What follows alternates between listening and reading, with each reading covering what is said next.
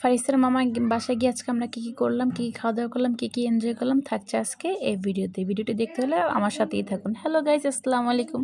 সবাই কেমন আছেন? আশা করছি সবাই ভালো আছেন। তো আজকে আমরা গিয়ে মেয়ে দুজন বাসায় ছিলাম। তো ভাবলাম যে তাহলে আমরা ফারিস তার মামার বাসায় যাই।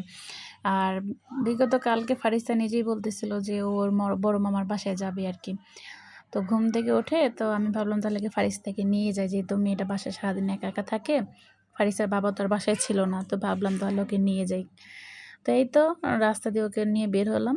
এই যে রাস্তার মধ্যে সে কুকুর দেখতেছি, এটা দেখতেছি, সেটা দেখে আমি দুষ্টুমি করতে করতে নাচতে নাচতে হেলতে ফারিস্তা যাচ্ছে তার মামার বাসায়। তো কথাই তো আছে, মামার বাড়ি মধুর হাঁড়ি। সে এখন মধুর হাঁড়ি খাওয়ার জন্য খুব এক্সাইটেড ফারিস্তায়। তো ওকে ওর মামার বাসায় নিয়ে গেলাম। তো পার হতে যাওয়ার পথে আর কি এই যে দেখেন নাচতেছে, হেলতেছে, দুলতেছে। ও খুব ও এতটা এক্সাইটেড ছিল, তা বলে বোঝানোর মতো না। তো রিক্সা নিয়ে গেছিলাম এখান থেকে এখানে, তারপর রিক্সা নিয়ে গেছিলাম কারণ ও একটু আনন্দ পাবে তাই। তো এই তো রিক্সায় উঠে মেয়ে দুজন রং ঢং করতে করতে তার মামার বাড়ি যাচ্ছি মধুর হাঁড়ি খাওয়ার জন্য। তো এই তো মামার বাড়ির দিকে চলে যাচ্ছি। তো এইদিকে আবার একটু টুকটাক কিছু কেনাকাটা করলাম। ফারিস আবার এটা সেটা খেতে খুব পছন্দ করে, তো ভাবলাম তাহলে ওর জন্য নিয়ে যাই। তো এই তো এখন এগুলো তো তোর মামার বাসায় যাওয়ার পথে এখন এগুলো সে হাতে নেবে, হাঁটতে পারতেছে না, তারপর এগুলো সে হাতেই নিছে।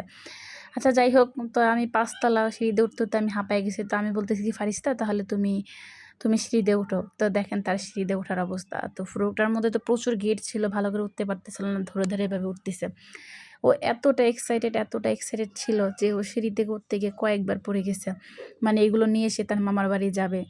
তো যাই হোক, এদিক দিয়ে তো তার বেল দিলাম, ওর মামি আসতেছে। মামি এসে এই যে দেখেন পড়ে গেছে, কিন্তু আবারও সে এগুলা নিয়ে যাবে।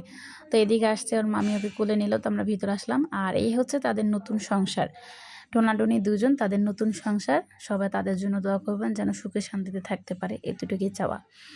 আর এই দিক থেকে আমি যেগুলো আনছিলাম ওর জন্য খাবার একটা একটা করে সে এই আইসক্রিম খাচ্ছে, কিছুক্ষণ পর মোজো খাচ্ছে, কিছুক্ষণ পর চিপস খাচ্ছে, কিছুক্ষণ পর পেয়ারা খাচ্ছে। তো মামার বাসায় বলতে কথাই তো আছে যে মামার বাসায় মধুর হাঁড়ি, সেই যে মধুর হাঁড়ি খাওয়ার জন্য একবার এটা খাচ্ছে একবার সেটা খাচ্ছে, খুব খুশি, এত পরিমাণ খুশি। মাশাআল্লাহ, আমার মেয়েটা খুবই খুশি ছিল মামার বাসায় গিয়ে। তো এদিক থেকে একবার পেয়ারা খাচ্ছে, একবার আইসক্রিম খাচ্ছে, একবার পেয়ারা খাচ্ছে, একবার আইসক্রিম খাচ্ছে। তা আমি বললাম কি আম্মুকে, আম্মু পেয়ারাটা খাই, তুমি আইসক্রিম খাও। না, বলতেছে আমিই খাবো।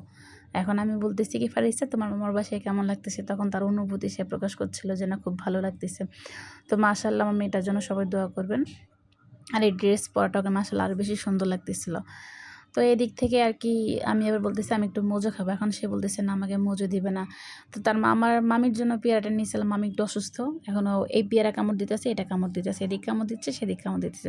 তো এদিকে দেখতে দেখতে জানলার ভিউটা খুবই সুন্দর ছিল, কারণ হচ্ছে গিয়ে এদিক দিয়ে আবার ট্রেন যাচ্ছিলো। তো আমি ভিডিওটা তখন করতে পারিনি। তো এদিক দিয়ে দুষ্টামি করতে করতে কথা বলতে বলতে ভাবির সাথে ভাইয়া চলে আসছে। তো ভাইয়া আবার আমার জন্য সিঙ্গারা সমোসা নিয়ে আসছে। তো এগুলো আমরা খাচ্ছিলাম, গল্প করতেছিলাম, এই আর কি। ভিডিওটা যদি ভালো লাগে থাকে অবশ্যই কমেন্ট করে জানাবেন। বাই।